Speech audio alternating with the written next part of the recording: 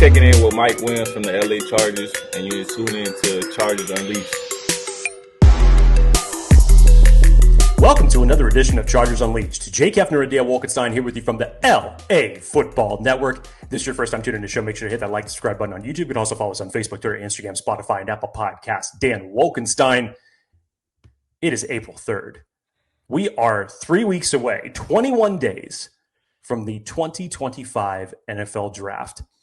And at this point of the year, this is where you hear people saying things are getting interesting, cream's rising to the top, pressure starts to rise a little bit. But today on this show, we have a very special guest when it's this time of the season. Today on this show, Dan Wolkenstein, if you would please do the honors, who is the special guest that is joining Chargers Unleashed today? Well, Jake, you always say it. When Jake hits the phones, great Wrong. things happen. Wrong. And Jake hit the phone, and Mr. Jordan Reid from ESPN, NFL draft and college football analyst, one of the best in the business, and one of the friends of the show that's been on here yearly for, I think, 4 years in a row. 4 years now. Very, very grateful to have Jordan Reid join us to talk all things 2025 NFL draft, those Chargers teams' biggest needs, best fits, who he sees joining the Harbaugh and Ortiz culture, all of that and more. Jordan Reid also shoots his shot at number 22 overall in the 2025 NFL draft. But Jake, before we get to that, let's talk about our friends, Pay the Bills. Want to remind everybody that BetOnline is the world's most trusted betting platform and the number one source for everything football. BetOnline is every stat, every matchup, and even live odds and spreads to bet on during the games. You think you know your stuff? Get in our $200,000 mega contest and pick 5 games against the spread every single week for your chance. Weekly prizes and a share of up to $200K. When the game is over, head on over to our online casino and get a game of blackjack or poker or unwind with one of our 150 slot games. Head on over to the website today to get in on the action. BetOnline. The game starts here. Jordan Reid from ESPN joins us next on Chargers Unleashed. We are very excited. It is draft season. 2025 NFL draft is a mere weeks away, and we have one of the best, one of the brightest minds in all of NFL draft scouting. Mr. Jordan Reid from ESPN joins us on Chargers Unleashed to share his thoughts. Jordan, welcome back, friend of the show. How are you? I'm good, man. Happy to be here. Always a pleasure joining you guys. It seems like a yearly thing we've been doing about 4 or 5 years now. So once again, excited to be back. Yes, we are very excited to have you. And this Chargers team is excited to see what happens in the NFL draft. There's a lot that has transpired in free agency that has led to the NFL draft. So let's kind of dig right into it. Chargers, I think, overachieved last year. And you look at this team, a lot of holes going into the offseason. A lot of holes were filled, but this Chargers team still has 10 picks in the NFL draft. How do you see this Chargers roster shaping up in terms of biggest needs and what they've accomplished so far heading into the draft? Yeah, I mean, they really bought into the Harbaugh mantra last year, I would say. And even though the year didn't end as good as they wanted it to with the disappointing loss against the Texans, we know we don't have to go into detail about that as far as how bad they played in that one. But I think there's a lot of positive signs as far as what we saw early on from the roster. Joe Alt, who we were sitting on here 365 days ago debating if we should or if they should take, Joe Alt or a wide receiver, and they ended up taking the right route with Joe Alt, in my opinion, even though Malik Neighbors and all those other guys were incredible. I don't think they could have went wrong with any pick, but you have your bookends set for hopefully a decade plus and Rashawn Slater and then also Joe Alt. But Lab McConkey, him turning into a bona fide, in my opinion, go-to receiver very early on in his career. I think that's something that was very promising for them, but there still is a lot of weak points on the roster. If I had to point to 4 that I would go with, I still think running back is an area where they could look to address. Defensive tackle is another area as well. And then also tight end. Tight end is another area where I think they could serve to improve as well. So if I had to point to 3 or 4, those definitely would be the 3. But with the Chargers, man, you just never know, especially with Joe Ortiz. We really don't know a trend with this only being his second draft. We don't know the route that he's going to go. Yeah, I wanted to get into centralizing around the running back question, especially for you, given your latest mock draft that you had just over a month ago. But speaking on that as it relates to Joe Ortiz, do you believe that the way that he has approached free agency, how he has now kind of constructed this team from the bottom up, is it truly a BPA scenario for them at any possible selection that they are at? Or do you feel to say this position, they have to get it by this point, or else there's going to be a huge drop-off how do you feel from free agency, the way it's constructed, to how it's going to correlate with the draft? Well, you never want to go into a draft really pigeonholing yourself. I think that's always the wrong strategy to take, especially when you're in the early 20s, like what the Chargers are right now. So I think it's a situation of where they can let the board fall to them, whether that's, a running back, a tight end, adding another wide receiver. If somebody miraculously falls to them, a defensive tackle is a very strong defensive tackle group as well. So there's a lot of different areas of where they could look to go. But I always believe that pigeonholing yourself into one position is always the wrong way to go, especially when you have a higher ranked player on your board at a different position that you may not be looking to address. I always think the better route is to always take the best player available that makes sense. I will say this last year and a half or so has taught me a ton of lessons, because I think in the past, so much of this draft process for folks covering this Chargers team was like, oh, what would we do? What would we like to see this Chargers team versus in Jim and Joe we trust? What would Jim and Joe do? And so looking at it this year, like, I've learned my lessons. I've taken my stripes. So now I know, like, okay, physicality, dependability, you want availability, you want all of the traits that Jim Harbaugh possesses in his football teams. You mentioned wide receiver. Like, I guess the question I was going to ask you on that is, I know Chargers fans want the shiny object. How important is another receiver for this Chargers team and Jim Harbaugh compared to the other things? You mentioned tight end, defensive line, running back. Like, is that kind of like an afterthought? That's a great question, actually, just because even if you think about Harbaugh's days at Michigan, wide receiver really wasn't a priority for them. It was all galvanized around the running game, a strong offensive line, and then just having a quarterback that, took advantage of opportunities. And then also, he never really had that high caliber of quarterback, in my opinion. And I know J.J. McCarthy was a top 10 pick, but he's somebody that I like to call just keep the Ferrari in between the lines on the highway. So, and that's not to say, and that's not a shot against Justin Herbert at all. I would love for them to get another weapon, but just thinking of what Jim Harbaugh has really prioritized, even in his college days and even going back to the 49ers, it never really was a situation of where they really valued wide receiver. And that's not to say if somebody like a Tedoroy McMillan or even a Matthew Golden is there at 22 overall that they won't select them. It just wouldn't be surprising if they do end up passing over one of those guys if they miraculously do fall to number 22 overall. So I'm with you. I'm thinking, physicality, somebody that's dependable. And what I love about the draft so much is that you can kind of X guys off of your draft board based on what Joe Hortiz and also what Jim Harbaugh has liked previously. If the guy isn't, just doesn't live, breathe, and dies football, then you can really X that guy off of Harbaugh's list. And that's why, like, the Joe Alt buzz back then wasn't surprising to me, just because if you ever meet Joe, and I'm not sure if you guys ever gotten the opportunity to hear him like in an interview, he's a football guy through and through. So as I'm going through my list and I'm matching these guys with the Chargers, are they football guys through and through, and are they physical, and then are they dependable as well?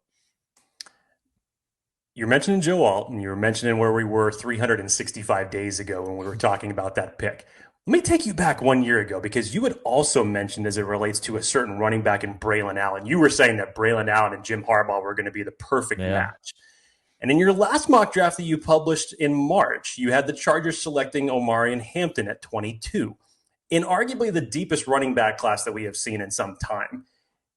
Are you of the belief now that Omarion Hampton and Jim Harbaugh are the perfect match, or are there other possibilities with so many running backs in this class?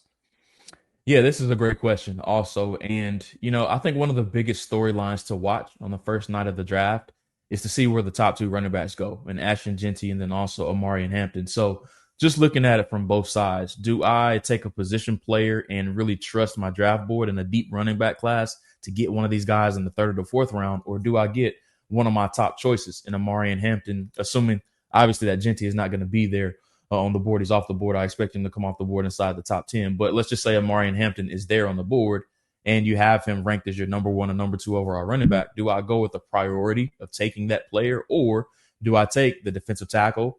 Let's just hypothetically say Kenneth Grant is on the board. We take Kenneth Grant, and do we take somebody later on in the draft, fourth or fifth round, just naming somebody like a Kyle Monangai from Rutgers? So do I just trust my process of taking the priority of the player that I have very highly ranked as a running back at number 22 overall, or do I just wait, trust my board, go ahead and take somebody that isn't as highly graded on my board and then, take advantage of this stacked running back class. I think that's one of the bigger storylines to watch, not only for the Chargers, but also everybody in this draft as a whole.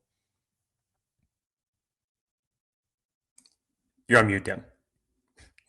Apologies. I think this Chargers team nationally and locally, both inside and outside the building, have talked about them needing to add pass catchers and just offensive weapons for this Chargers team and Justin Herbert specifically. And there's a lot of love for Colston Loveland and Mason Taylor and a lot of tight ends. And then you got the receivers, of course, and then the running backs. But the interior defensive line is so stacked this year. And we saw Joe Ortiz kind of use that best of both worlds to get the Joe Alt Ladd McConkey duo together. Like, would you rather have Joe Alt and then whatever receiver you can get then, or would you rather have the Malik Neighbors and whatever tackle you can get in round two? Jake and I have been kind of doing this exercise a little bit, and the defensive line is so good this year. And in my opinion, the tight end class is pretty darn good too, especially if you look at tier 1, tier 2-ish players. In your opinion, like, what is the avenue for that same formula where you can get 2 for the best value versus the top end 1 versus 2 later? If you're looking at like defensive line and tight end, which would you do? Defensive line first, tight end 2, or vice versa? That's another great question, man. You put me on the spot with that one. But I think at both spots, there's really a drop-off really about the 5th round, in my honest opinion. So I don't think there's a wrong route to take, honestly, with that one, just because there's a lot of depth in both of those classes. And either route that you go, I wouldn't be surprised or I wouldn't be mad at either one. So, for example, just taking your tight end defensive line reference, if I get Colston Loveland and then come back and get Landon Jackson in the 2nd round or somebody like that, I wouldn't be mad at that. But also, if I get, let's just say, Donovan Ezaraku and then come back and get, Mason Taylor or Elijah Arroyo in the 2nd round, like, I wouldn't be mad at either one, just because very similarly graded players. And then, like I've been telling everybody, I've been saying this on SportsCenter, the guys you take at 15 is the same caliber of guy that you're going to get at pick 60 in this draft. So I don't think there's a different or wrong avenue to take in this one, just because the quality of player that you're going to get in the mid 1st round is really the same caliber of player that you're going to get at the bottom of the 2nd round too. I want to talk about this corner class because it's a very interesting class, and more specifically with Joe Ortiz, because he always says that you can never have enough good corners. And so fully expect him to be selecting one at some point in this draft, even with the 2 free agent acquisitions that he brought in. And you had just put out a great piece on Siobhan Revelle earlier. I'm interested to get your opinion just in terms of how this cornerback class after Travis Hunter has kind of formulated, because early in the college season, where we thought it was going to be, with certain players being higher, and now guys like Jedi Barron have obviously elevated themselves. Siobhan was one of those guys where early before the injury, that he was going to be a high caliber, high coveted player in the draft. But as everything is shaken out over these last few months as it relates to the college football season, in general, is there going to be essentially more talent that you could find even in the later rounds with this cornerback class? So honestly, after about the 4th round, I believe there's a bit of a drop-off in this year's class. But the interesting thing about this class after Travis Hunter, depending on how you grade him, whether it's a wide receiver or a corner, and then also Will Johnson out of Michigan, a lot of the guys are very similar, and they've all been banged up this year, whether it's Benjamin Morrison at Notre Dame, Savon Revelle was also banged up as well. Just going down my list, Maxwell Hairston was banged up for quite a few parts of the year as well. So a lot of different variables with this year's class, but also you have Azareye'h Thomas, who really came out of nowhere at Florida State. So a lot of guys that I expect to go in that, 20 to 40 range. If I had to project, we could see as many as 4 or 5 corners go in that range once Travis and then also Will come off of the board. So the Chargers are going to be in a great spot. If they don't want to take one in the 1st round, they may want to come back in the 2nd round and get one of these guys that ultimately ends up slipping somewhere on day 2. So very interesting corner class. And, I was texting with a lot of scouts last week just to try to figure out, like, man, how do you have this cornerback group really stacked?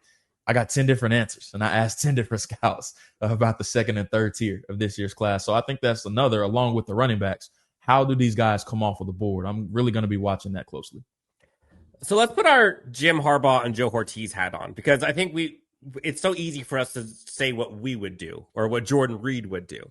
But given what you've heard, feet on the ground there, watching all these scouts and watching all the players and seeing some of the execs, what do you see as kind of best fits for this Chargers team at those 3 or 4 priorities that you mentioned? You mentioned tight end, you mentioned defensive tackle, you mentioned running back, and then there's one more. But what would you say are like the Chargers dudes that could fit the Harbaugh mold? Yeah, so I'll go with defensive line first. Just looking at my list of guys that could be there at 22, Derrick Harmon out of Oregon is one that I think is a really good match for them. It's talking about somebody we talked about earlier that's a football guy through and through. He is one really committed coming into this year. He came into Oregon about 340 pounds, so he lost a little bit of weight, and then that really paid off for him. He had a breakout season. I thought he was absolutely terrific this year, really good as a run defender.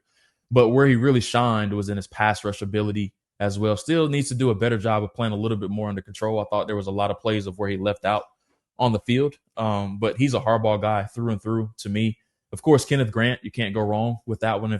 If there is one person that knows a lot about him, it would be Jim Harbaugh. So I'm definitely always going to add him in that stack. Looking at tight ends, Elijah Arroyo is one that really pops to me as a Harbaugh guy. And just being that flexed out tight end, I definitely think he's an underrated blocker. He doesn't get a lot of love in that fast. And that's not to say he's not going to be somebody that he's not George Kittle. Like he's not going to mash guys in the face and get up and laugh at them. He's not that type, but I call it camouflaging. He can camouflage in there and he can take on those single blocks. He can be fine against those defensive ends and linebackers when he blocks them one-on-one. So Arroyo is one for me. If you're looking for a later round tight end, that is like screams Harbaugh to me is Luke Lachey out of Iowa. I have a 4th round grade on him. He's a versatile guy. He can be a pass catcher, but really where he makes it say is as a run blocker. And we know you can never go wrong with taking those Iowa tight ends. Those guys have been pretty good in the league. And then just looking at my running back list, Omarion Hampton obviously is one that screams Harbaugh to me. Like I told you guys last year, just seeing those big, thickly built running backs that's just breaking tackles left and right. I can just see Harbaugh just fascinating over his film. If you're looking for, day 2 or day 3 guys, Damian Martinez out of Miami is another that definitely screams Harbaugh to me. And then, 2 more. Just looking down my list, Kyle Monunga, I talked about him a little bit earlier. And then another that screams Harbaugh to me is Tahj Brooks out of Texas Tech, another thickly built running back prospect that I think is really underrated in this year's class too. Last one before we get you out of here, Jordan. Dan normally takes the liberties when it comes to this final question and putting you on the spot. But as we get closer to April 24th, we always get a little bit more insider information to what we have a good idea as far as what organizations are going to do and what they're targeting. So fast forward April 24th, the Chargers are on the clock with the 22nd overall pick. Who does your gut tell you who's going to be there and who are they ultimately going to take? I'm always going to go with the trench player when I'm talking about Jim Harbaugh, man. Like, I'm not a betting man, but if I was a betting man, I would bet on it being a trench player. And I'm going to go with the defensive tackle. I'm actually going to go with Kenneth Grant out of Michigan, just because he's a big ball of clay, but I just think they would love to get their hands on him. And they surprisingly got a lot of production out of their interior guys, Tierra Tart, and then also Puna Ford. You guys can speak on that. I think that just from the outside looking in, that was a big surprise. Just studying the Chargers from afar, but I just think they need that young piece along the interior. And I think Kenneth Grant definitely does give them that. And then Harbaugh, we know he likes to draft a couple of Michigan guys a year, like he did with Junior Colson a year ago. I definitely think his Michigan guy this year is going to be in the first round with Kenneth Grant. If he's there on the board for them, I definitely think they turn in the card really quickly. Jordan Reid calling a shot. Kenneth Grant, your newest Los Angeles Charger. Just fast forward a couple weeks and we'll see his name chosen. We'll see. Jordan, appreciate you coming on, man. I know you got all kinds of stuff going on. Give us a little sneak peek of what's to come here for you and ESPN. Yeah, so I have a 7-round mock draft coming out April 21st. 7 rounds. So I know you guys are already going to agree with all 10 picks that the Chargers make. So Absolutely. Chargers fans, if you're listening to this, please give me an A+. I'm kidding. That'll come out April 21st. I'm looking forward to doing that, and one of my favorite projects of the year. So looking forward to releasing that on April 21st. I love it. Jordan, you are the best, man. Appreciate your work. You are one of the best in the business, and we are so fortunate to have you as a repeat friend of the show for Chargers Unleashed. You can find Jordan at Jordan_Reid on X. Appreciate you as always, Jordan, and we will talk to you soon, all right? Thank you guys as always. Thanks, Jordan.